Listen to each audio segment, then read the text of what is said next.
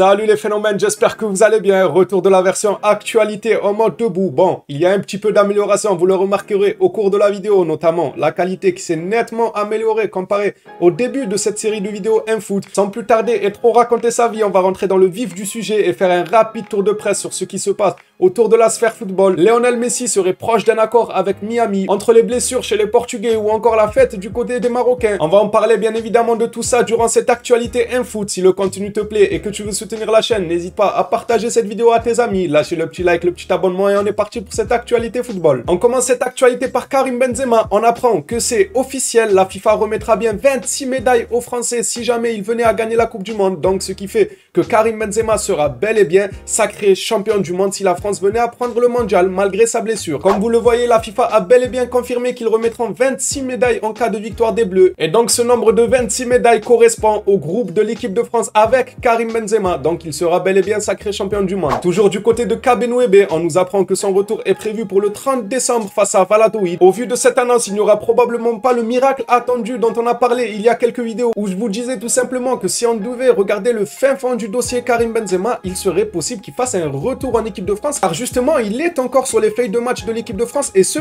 à chaque match. Donc si Benzema se rétablit dans les temps et que l'équipe de France se retrouve en demi-finale voire en finale, Benzema pourrait rejoindre le groupe pour y participer car il est sur la feuille de match. Malheureusement, avec cette annonce-là, qu'on attendrait le retour de Benzema au 30 décembre face à Valladolid, ça laisse très peu de chance à ce que ce miracle se produise. Passons à la déclaration d'Arsène Wenger sur Téléfoot. Il estime qu'on devrait se mettre à genoux devant la carrière de Giroud. Je suis bel et bien d'accord avec Arsène Wenger, sauf sur le fait de se mettre à genoux. Bien évidemment, il ne faut pas non plus abuser, mais énorme respect sur la carrière de Giroud. Et puisqu'on parle des Bleus et de leurs joueurs, Didier Deschamps compte bel et bien faire tourner lors du 3e match des Bleus, car comme vous le savez, l'équipe de France est déjà officiellement qualifiée pour les 8e de finale, comme on le voit sur ce communiqué. Comme vous le voyez à mes côtés, à Steve Mandanda, Ibrahima Konaté, Fofana, Matteo Guendouzi pourraient être titulaires mercredi. C'est une bonne chose pour moi, car ça permet aux joueurs de prendre un peu de rythme. Il faut profiter de ce luxe d'être qualifié dès le 2e match pour laisser un peu de temps de jeu au reste du groupe. Comme ça, si dans les matchs suivants, tu as besoin de l'un d'eux, il ne sera pas totalement désorienté avec aucune minute de temps de jeu depuis le début du mondial. Non, il aura eu quelques minutes et il sera un peu plus en jambes. Et parlons donc de l'énorme ambiance sur le match qui opposait les Marocains aux Belges. Dima Marib, ça retentissait les gars dans le stade, c'était une ambiance de folie. Suite à cette victoire 2-0 face aux Belges, le Maroc est quand même dans un confort, même si attention à ne pas se relâcher car ce n'est pas fini. Mais le Maroc terminera premier de son groupe comme nous l'indique ce communiqué s'il bat le Canada et que la Croatie ne bat pas la Belgique. Je rappelle que lors du match Croatie-Canada, il y a eu 4-1 pour les Croates. Ils ont su réagir très bien, mener 1-0 dès les premières minutes. Ils ont mis 4 buts juste après, ils ont super bien réagi. Mais les Marocains pourraient carrément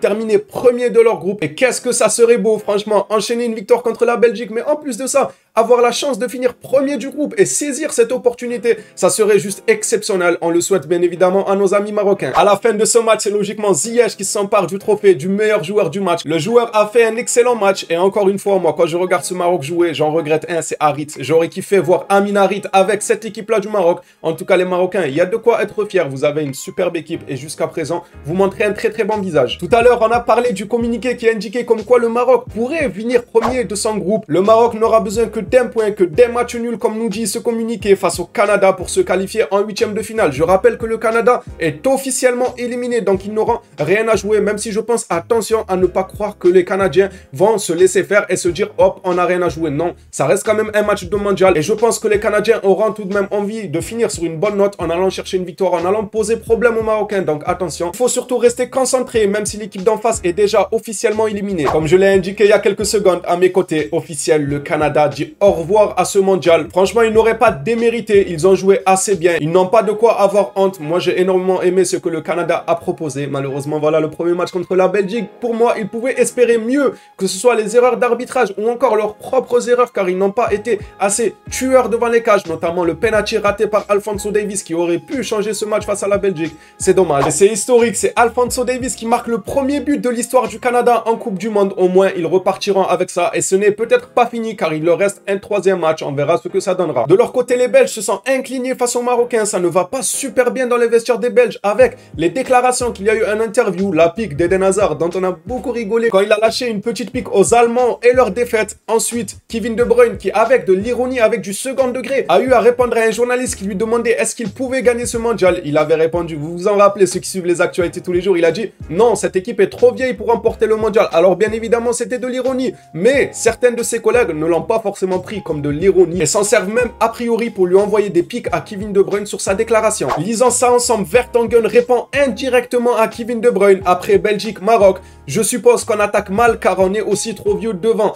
Alors autant pour Kevin De Bruyne, je disais que ok, c'est du second degré. Autant là, après une telle défaite, une telle prestation de la part des Belges, le moral devait être à zéro. Il annonce ça directement en conférence d'après-match en disant on devait être sûrement trop vieux pour bien attaquer, sachant que lui c'est un défenseur. Donc il lâche une petite pique aux joueurs offensifs de la Belgique. C'est déjà même à l'intérieur du groupe belge, on s'entend pas, on se lance des piques. Ah mais lui il a dit ça, mais oui, mais toi tu joues mal, offensivement vous êtes pas bon, défensivement vous êtes pas bon. Ils ne s'en sortiront pas, surtout qu'ils ont besoin d'un groupe soudé pour battre la Croatie. Ça sera le dernier match et leur dernière chance de se qualifier en huitième de finale. Allez, maintenant des nouvelles un peu moins joyeuses. C'est Danilo qui s'est blessé lors de l'entraînement et sera forfait avec le Portugal pour au moins la phase de groupe. Il ne pourra pas jouer les matchs de phase de groupe avec le Portugal, mais il sera disponible pour la suite si son équipe se qualifie. Finissant cette actualité avec Lionel Messi, on nous annonçait que breaking news, les gars, tout le monde était en folie. Lionel Messi serait tout proche de s'engager avec l'Inter Miami pour la saison prochaine. Alors, c'était la première information qui était sortie, mais c'était sans compter sur d'autres journalistes qui sont venus démolir cette rumeur en disant qu'il n'en est rien, que Lionel Messi n'a toujours pas choisi sa destination. Là, voici cette information qui vient détruire la rumeur dont on parlait. Moi, je pense que celle-ci est véridique car Messi a toujours dit qu'il attendrait la fin du mondial pour prendre sa décision. Alors pourquoi on commence déjà à lancer des rumeurs comme quoi il y a un accord, etc. Est-ce qu'on essaie de déstabiliser le joueur argentin ou pas du tout? C'est bizarre que ces informations sortent maintenant quand le joueur